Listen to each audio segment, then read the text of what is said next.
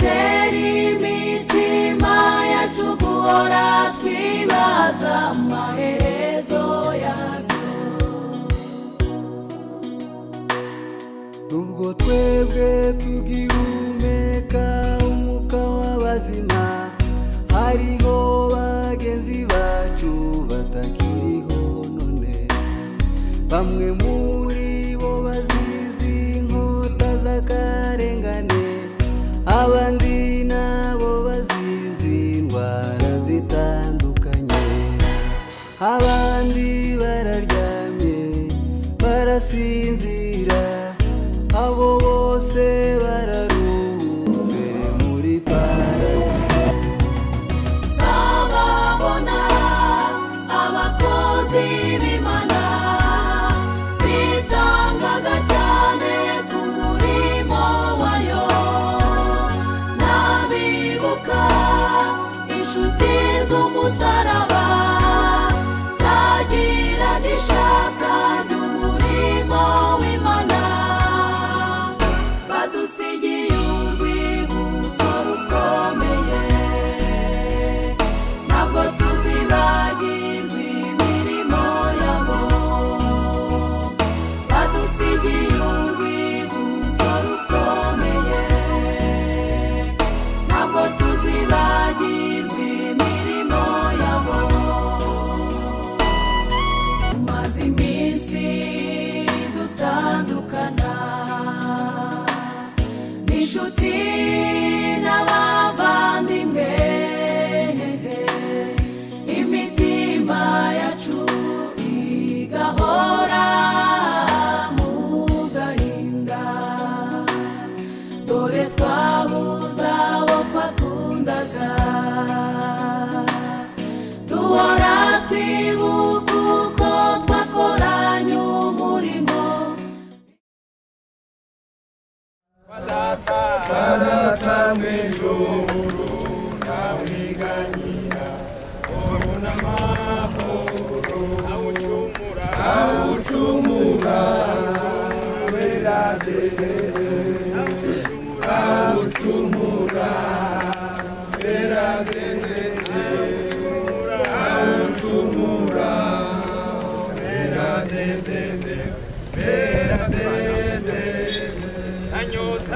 Anyotibayo ari misoko, anyotibayo ari misoko, anyotibayo ari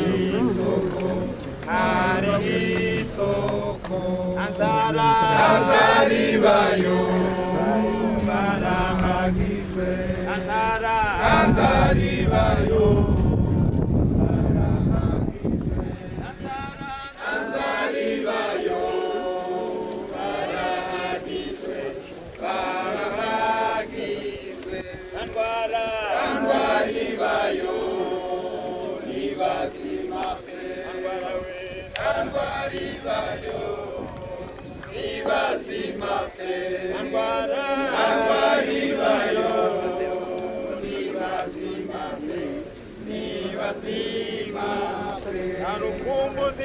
Tarukumbuzi habanirungu, tarukumbuzi habanirungu, tarukumbuzi habanirungu,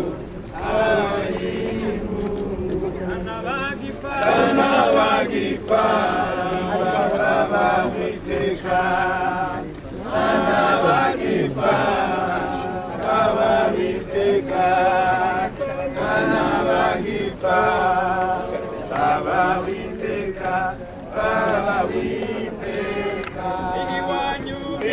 Iwanyu se uzatagayo, iwanyu se uzatagayo, iwanyu se uzatagayo, uzatagayo.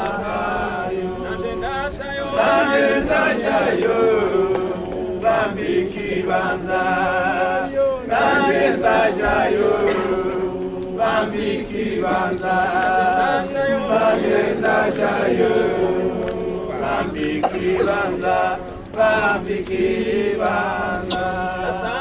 ndasanga Yesu nuko nzanyurwa ndasanga Yesu nuko nzanyurwa ndasanga Yesu nuko nzanyurwa nuko nzanyurwa ndasanga Yesu nuko nzanyurwa ndasanga Yesu nuko nzanyurwa ndasanga Yesu nuko nzanyurwa nuko nzanyurwa.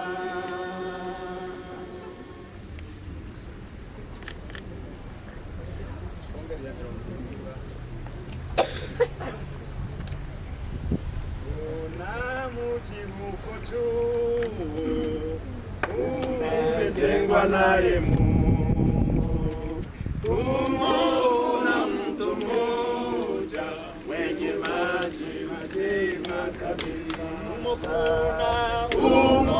Kuna mto mmoja mwenye maji mazima kabisa. Tutakusanyika kwa raha penye mto mwema sana. Tutakusanyika na Wakristo penye mto wa maji mazima. Uko pwani nchi nzuri bila dhambi na huzuni. Tutaimba wimbo njema kusifu Mwokozi. Tutaimba wimbo njema kusifu Mwokozi. Tutakusanyika penye mto mwema sana. Haleluya! Tutakusanyika na Wakristo penye mto wa maji mazima. Kama twaamini Yesu, kama tufiche dhambi, kama moyo ni mweupe, tutafika mtoni kwa mbingu. Kama twaamini Yesu, kama tufiche dhambi, kama moyo ni mweupe, tutafika mtoni kwa mbingu. Tutakusanyika huko kwa raha penye mto mwema sana. Haleluya! Tutakusanyika na Wakristo kwenye mto wa maji. Tukaribu ya kufika na kuona mto yule. Mungu atatupa raha na kutustarehesha daima. Tukaribu ya kufika na kuona mto yule. Mungu atatupa raha na kutustarehesha daima. Tutakusanyika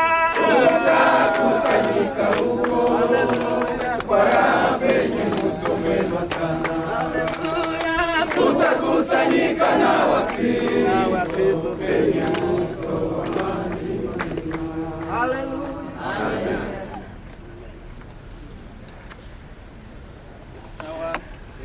Dusenge batubwiye ngo amazi hariya habaye amazi cyane, barikiza umubiri hano indani, baraza kurengeza ubona kuzamuka, ariko hano mbere yuko kugira ngo none amazi ataja guturuka. None reka dusenge. Mana Data, Mana Nyiringoma, Mana Nyiribihe, uri Mana yacu, uri Mana yahozeho, uri Mana yaturemye, uri Mana yatugiriye neza, turiho kuko washatse ngo tubeho. Turagushima Mana ko waduhaye Isaac kuri imyaka 18. Ibyishimo yaduteye nizo wari waratugeneye. Imirimo wamuhaye yakoze niyo wari waragennye. Igihe byavutse nico wari waragennye, n'igihe yashoboye kugendera nico wagennye. Izina ryawe ryubahwe, warabikoze Mana. warabikoze kandi n'ibyo wakoze byose niyo tutabyumva ntacyo uzikora kibi turagushimiye kuko wakoze ibi turagusaba ngo uhumurize abantu abavunitse bose ubavure imitima yose ibabaye uyihumurize n'abantu bose bari hano Imana yacu ukomeze kubana natwe twese dutumbira iwawe ubuntu bwawe bukomeze ubane natwe imihango yose igiye gukorwa dushize mu maboko yawe kugira ngo tuyobore muri byose ku bwawe Yesu Mwami Imana yacu amen.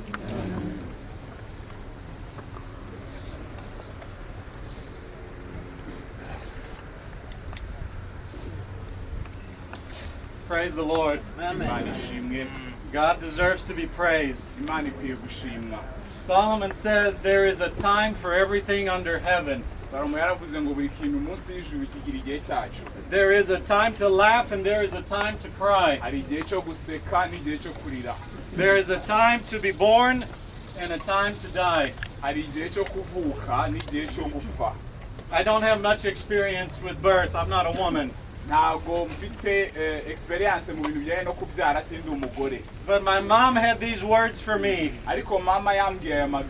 When the time for birth comes, you cannot say, I want to wait another day or two. I want to wait till next week. I'm not ready for the baby to be born. When it is time for birth, you cannot stop it. The baby comes. In the same way, when the time for death comes, we are not ready. And we would say, oh, let me wait another day. Give me one more week. In fact, many of us would say, just give me 5 more minutes. But the God who ordains when we are born, He ordains all the days of our life. And He has ordained the day when we return to Him. When we look at the day of Isaac's return to God,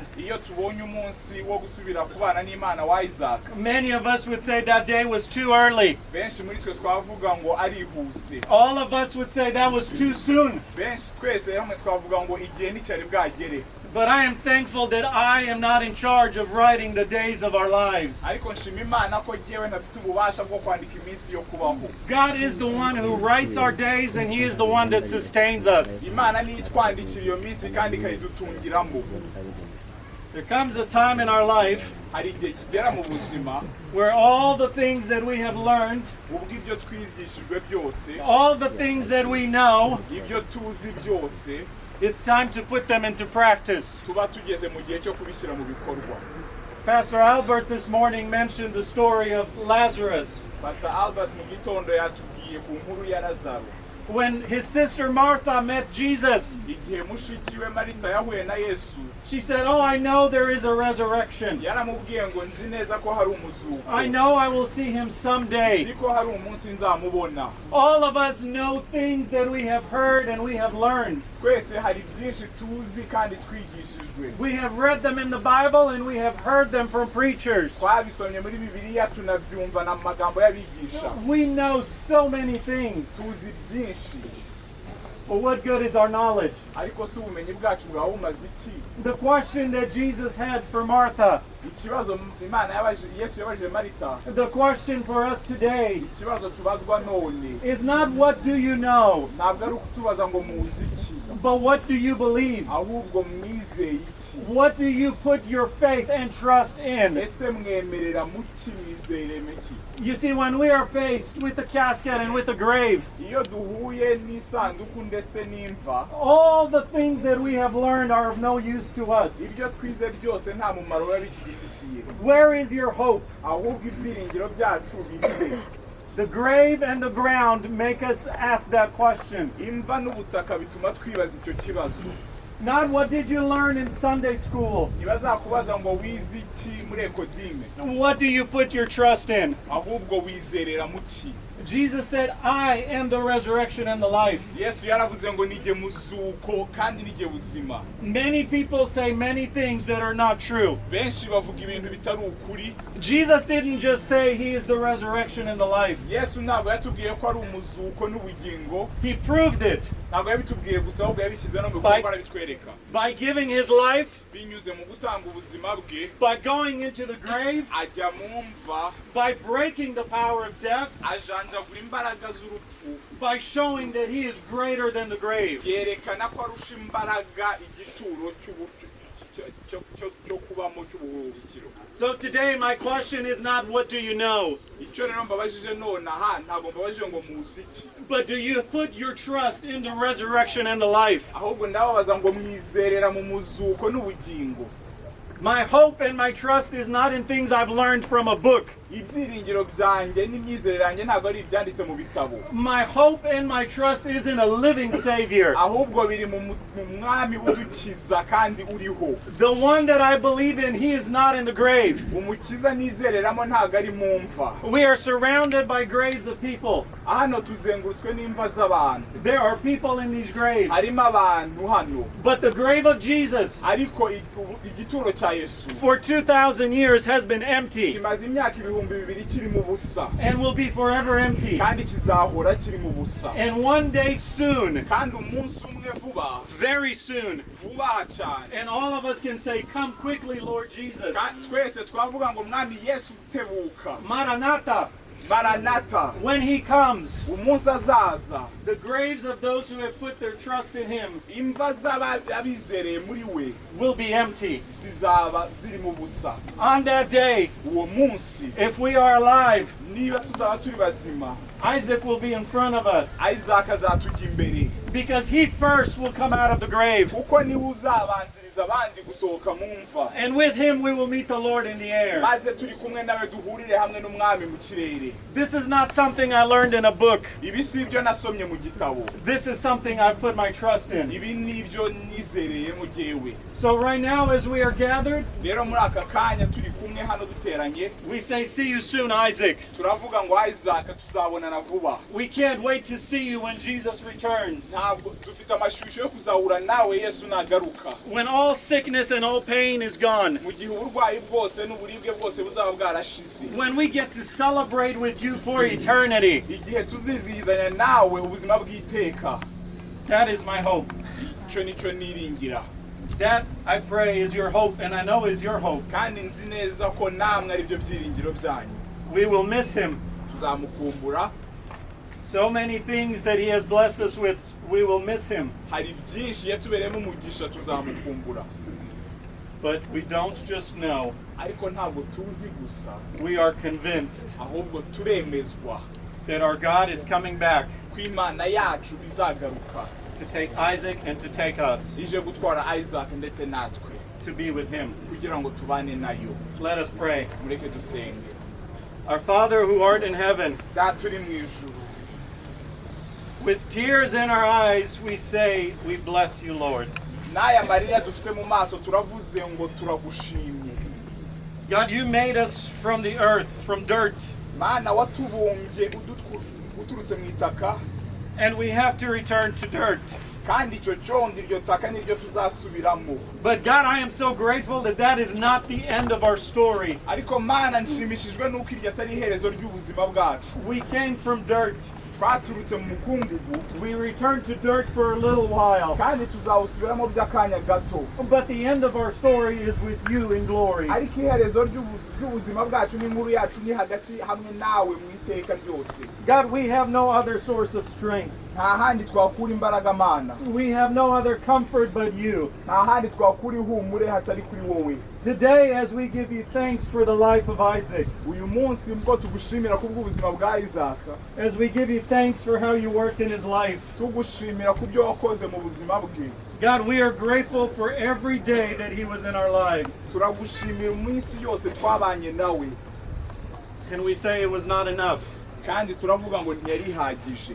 but thank you that you write our lives. ariko warakoze kuba ari wowe wandika ubuzima bwacu, And because you are in control, kandi kuko ari wowe ubugenga we will see Isaac again. tuzi neza yuko tuzabona Isaac.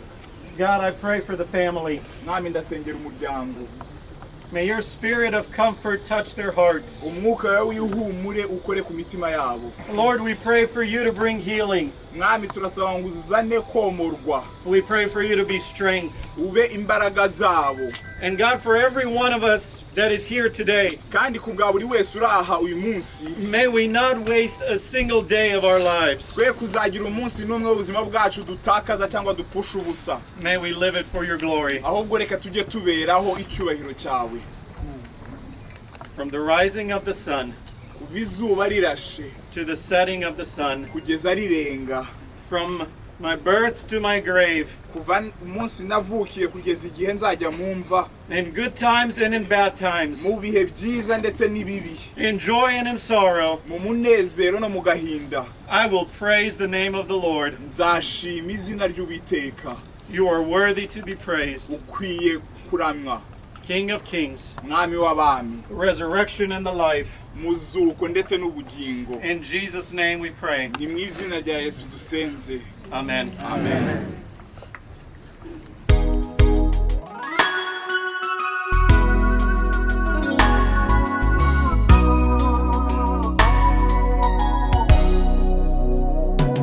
tumaze iminsi dutandukana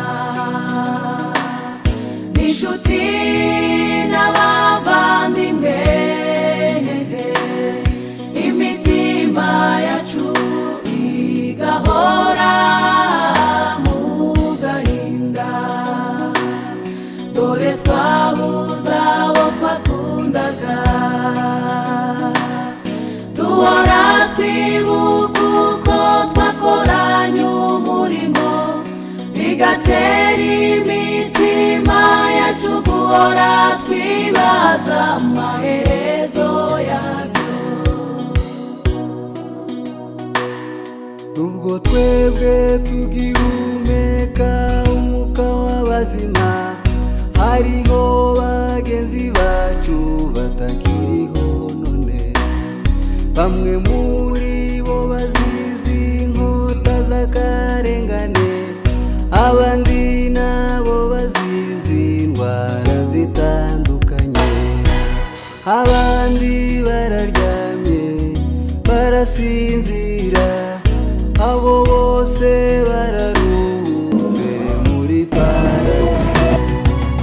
Zababona abakozi b'Imana bitangaga cyane ku murimo wayo, n'abibuka inshuti z'umusaraba zagiraga ishaka ry'umurimo w'Imana, badusigiye urwibutso rukomeye,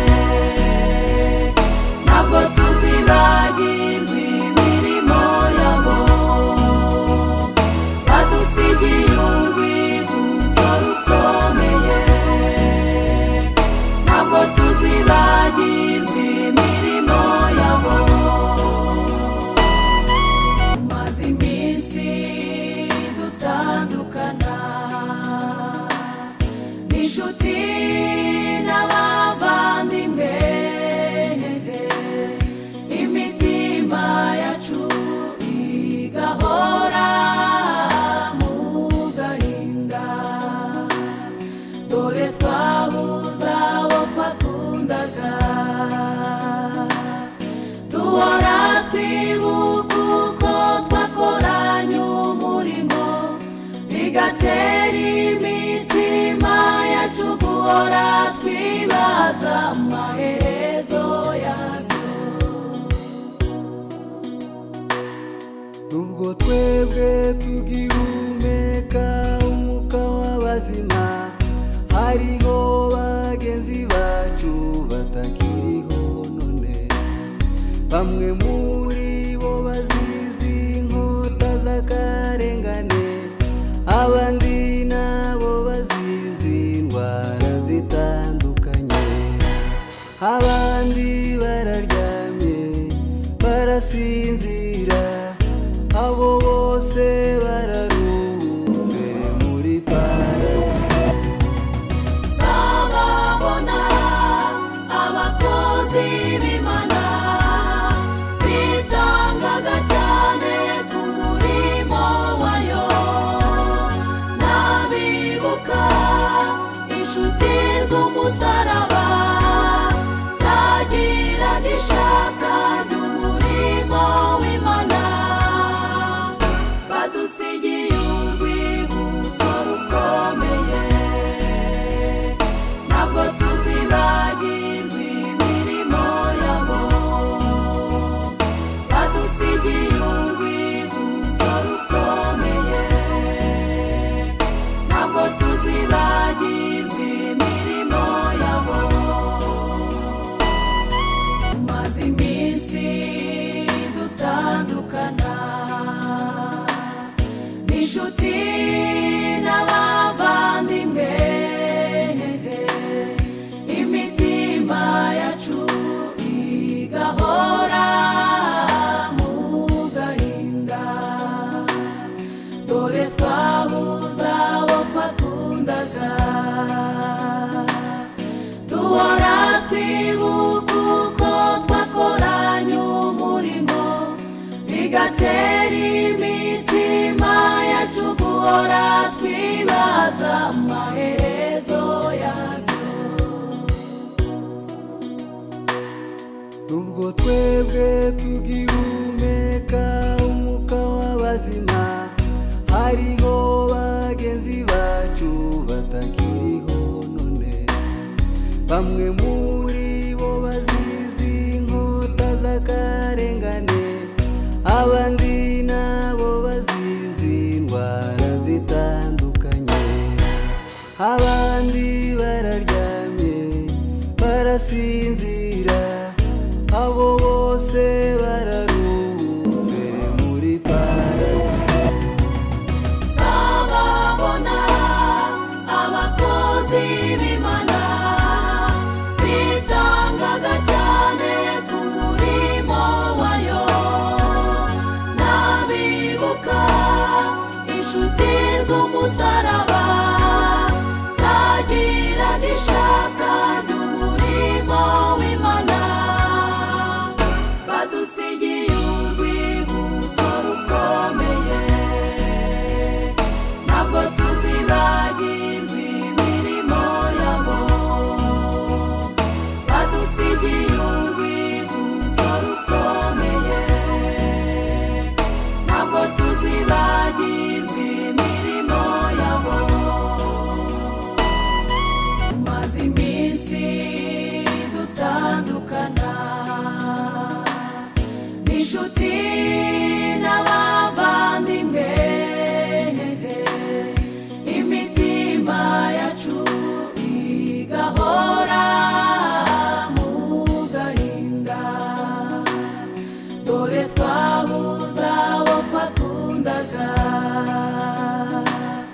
duhora twibuka uko twakoranye umurimo bigatera imitima yacu guhora twibaza amaherezo yabyo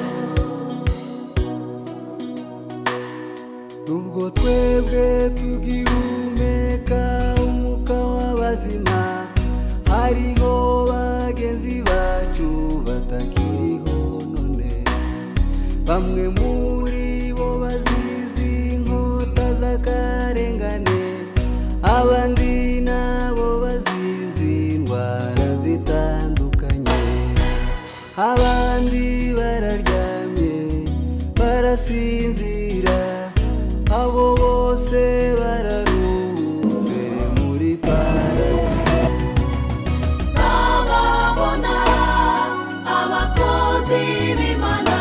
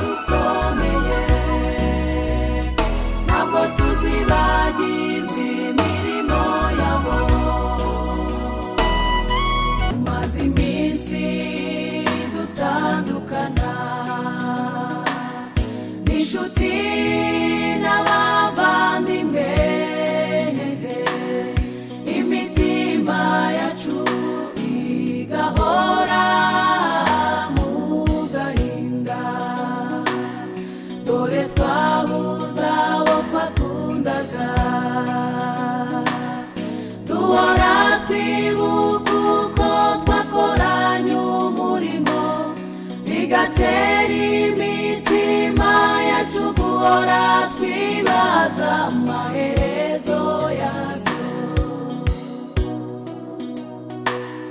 nubwo twebwe tugihumeka umwuka w'abazima, hariho bagenzi bacu batakiriho none.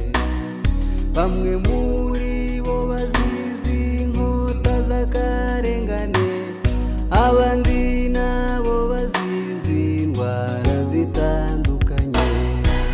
Abandi bararyamye barasinzira, abo bose bararuhutse muri paradizo. Zababona abakozi b'Imana bitangaga cyane ku murimo wayo, n'abibuka inshuti z'umusaraba zagiraga ishaka ry'umurimo w'Imana, badusigiye urwibutso rukomeye. Ntabwo tuzibagirwa imirimo yabo, badusigiye urwibutso rukomeye. Ntabwo tuzibagirwa imirimo yabo. Tumaze iminsi dutandukana n'inshuti n'abavandimwe, imitima yacu igahora mu gahinda. Dore twabuze abo twakundaga, duhora twibuka uko twakoranye umurimo, bigatera imitima yacu guhora twibaza amaherezo yabyo. nubwo twebwe tugihumeka umwuka w'abazima, hariho bagenzi bacu batakiriho none. Bamwe muri bo bazizi inkota z'akarengane, abandi nabo bazizi indwara zitandukanye. Abandi bararyamye barasinzira, abo bose bararuhutse muri paradizo. Zababona abakozi b'Imana bitangaga cyane ku murimo wayo, n'abibuka inshuti z'umusaraba zagiraga ishaka ry'umurimo w'Imana, badusigiye urwibutso rukomeye. Ntabwo tuzibagirwa imirimo yabo, badusigiye urwibutso rukomeye. Ntabwo tuzibagirwa imirimo yabo. Tumaze iminsi dutandukana n'inshuti n'abavandimwe, imitima yacu igahora mu gahinda. Dore twabuze abo twakundaga, duhora twibuka uko twakoranye umurimo, bigatera imitima yacu guhora twibaza amaherezo yabyo. nubwo twebwe tugihumeka umwuka w'abazima, hariho bagenzi bacu batakiriho none. Bamwe muri bo bazizi inkota z'akarengane, abandi nabo bazizi indwara zitandukanye. Abandi bararyamye barasinzira, abo bose bararuhutse muri paradizo. Zababona abakozi b'Imana bitangaga cyane ku murimo wayo, n'abibuka inshuti z'umusaraba zagiraga ishaka ry'umurimo w'Imana, badusigiye urwibutso rukomeye, ntabwo tuzibagirwa imirimo yabo, badusigiye urwibutso rukomeye, ntabwo tuzibagirwa imirimo yabo. Tumaze iminsi dutandukana n'inshuti n'abavandimwe, imitima yacu igahora mu gahinda, dore twabuze abo twakundaga, duhora twibuka uko twakoranye umurimo, bigatera imitima yacu guhora twibaza amaherezo yabyo. Nubwo twebwe tugihumeka umwuka w'abazima, hariho bagenzi bacu batakiriho none, bamwe muri bo bazizi inkota z'akarengane, abandi nabo bazizi indwara zitandukanye, abandi bararyamye barasinzira, abo bose bararuhutse muri paradizo. Zababona abakozi b'Imana bitangaga cyane ku murimo wayo, n'abibuka inshuti z'umusaraba zagiraga ishaka ry'umurimo w'Imana, badusigiye urwibutso rukomeye, ntabwo tuzibagirwa imirimo yabo,